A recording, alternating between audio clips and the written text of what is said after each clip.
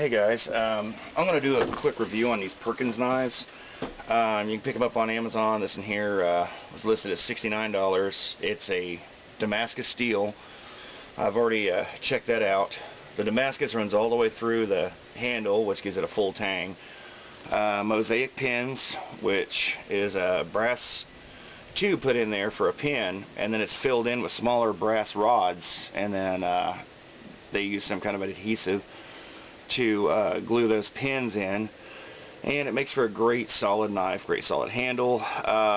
It's a hickory handle on this particular one, and the only issues that I've seen with this knife is right here. They didn't bring the edge all the way up here, so when they notched that out where this guard is, it has a little bit of a burr there. No big deal, it can be taken out by sharpening later or whatever, but you know, it's not that big of a deal to me. Also, the edge is not perfectly straight. It's off by maybe 2 millimeters throughout the entire length of the blade, which, I mean, it's handmade. You have to expect a couple of flaws, a little inconsistency. And also, it's not a $200 or $300 Damascus steel knife. I mean, this is a $69 knife, but you can't beat it.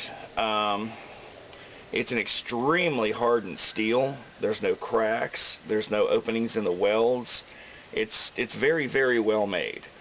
It's also a very heavy, solid knife. I have big hands. It's got a big handle. It fits me perfect. Someone with smaller hands might want to do some sanding up in here and back here on the corners to round that out a little bit so it'll fit their hand a little bit better. But again, it's a $69 knife. I mean, you can't beat it. I've checked it with a file. A file just skips right off of it. It doesn't dig in. I mean, that's a hardened steel. And I've even taken a center punch, and if you look, there's no marks. I take that center punch, set it on the blade,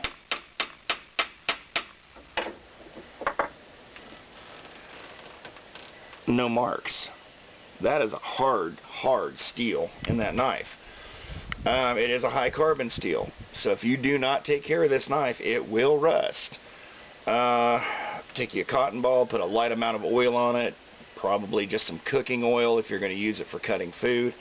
Just put a light wipe of oil on it and then wipe off the excess oil.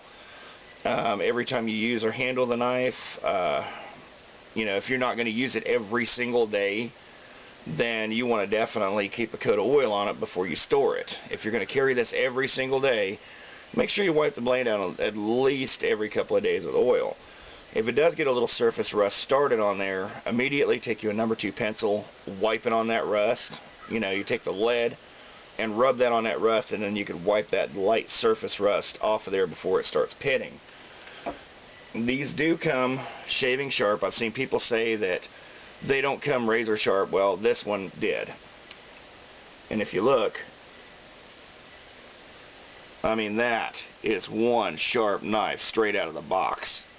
That thing is absolutely impressive. The sheath is actually decent, thick leather, and it's double stitched where it counts with a block of leather in between so that it'll keep the edge from actually cutting the stitching. And if you notice, the stitching stops short up here. So by putting the knife in and out of that sheath, unless you are an idiot and drag it this way, you're not going to cut that stitching. Straight in, straight out. The sheath is designed to be mounted both horizontal and vertical, and in the horizontal position you can go right or left. You can edge up, edge down, and there's no retainer on the sheath, but it doesn't need one. It fits in there really well. It fits in there snug, but not too snug. And it's also a very heavy knife, so if this is on your belt and you lose the blade out of it, you should know immediately if you pay attention. It's got a great bevel to that edge, and this is hickory, and it's just peeling into that hickory. And I'm not trying that hard, but it is peeling really well into it.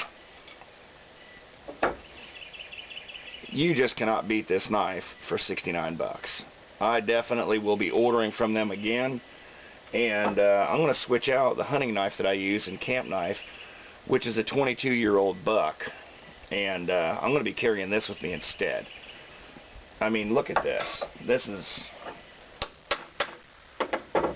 That's crazy. There's no marks on that steel. That is hard steel. And that's a tool steel punch. Yeah, you definitely can't go wrong with them.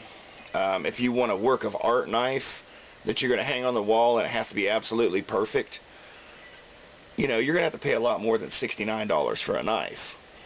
But if you want a good camp knife, good hunting knife, Damascus steel that you can beat on and it's going to last, Perkins is the way to go. I'm very, very impressed, and I was extremely skeptical whenever I did order this knife. Yeah. Now back to the high carbon steel thing. This $120 case XX, and you can see the steel's black. That's because I carry it every day. This knife gets used every day. This knife goes on my belt. But that's what high carbon steel does. It'll turn black. And if you want it pretty, you want to keep it pretty, you're going to have to polish it, you're going to have to oil it, you're going to have to take care of it, and don't ever put it in a dishwasher or a sink.